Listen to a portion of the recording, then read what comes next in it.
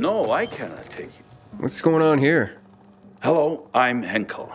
This student here was curious about my lesson today, about when the guns were confiscated in Villador, and what happened afterwards. He wants to light a candle on the site of the March Massacre. The March Massacre?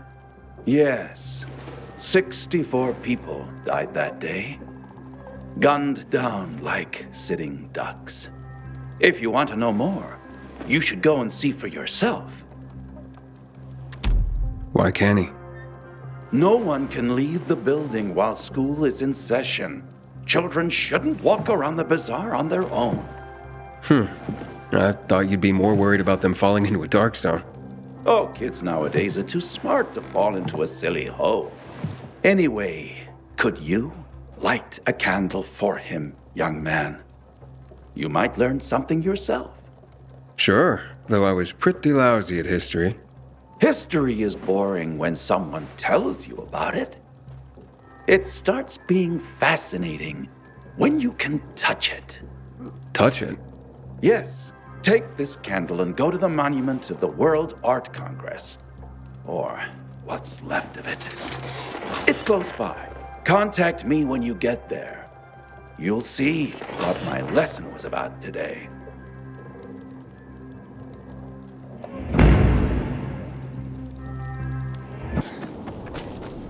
Hey, Henkel, I'm at the monument. You were right. Not much left of it. Good. Look closely. There is much more to it than meets the eye.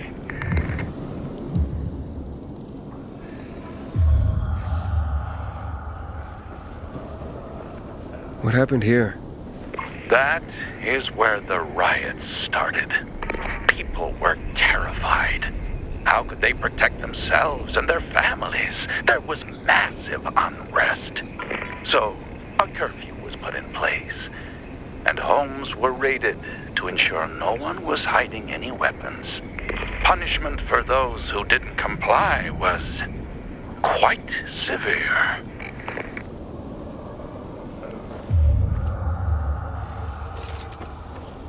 There's a plaque here. Oof, a lot of names on it. Are those the victims of a massacre? Yes, 64 names. Things was starting to get pretty bad outside the walls around then, and the army needed more weapons. So they confiscated the civilians' weapons. Private ownership of any sort of firearm and its ammunition was forbidden thereafter.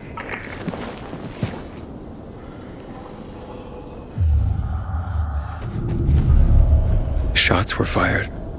The army started shooting at people. Panic broke out. And of course, things only got worse. The riots escalated. It was the beginning of the end.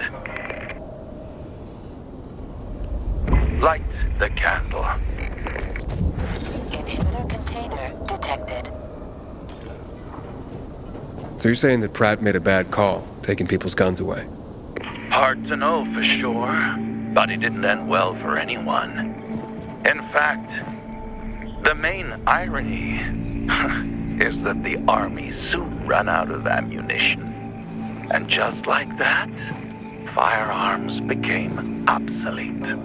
At least, that's what's generally believed to have happened. Now, you'll hear some folks claim that Pratt kept a secret stash of ammunition somewhere in the city. But if so, he took that secret to the grave. So I guess we'll never really know. And that's the thing about history. We rarely ever really know. It's not a hard science. History is fragile as the passing of time. It takes the vigilance of people like myself to make sure it's not rewritten to suit the whim of each new generation's self-righteous fight. The duty of remembrance. Everyone should practice it. Farewell now, Pilgrim. I hope this little trip down memory lane has illuminated your path.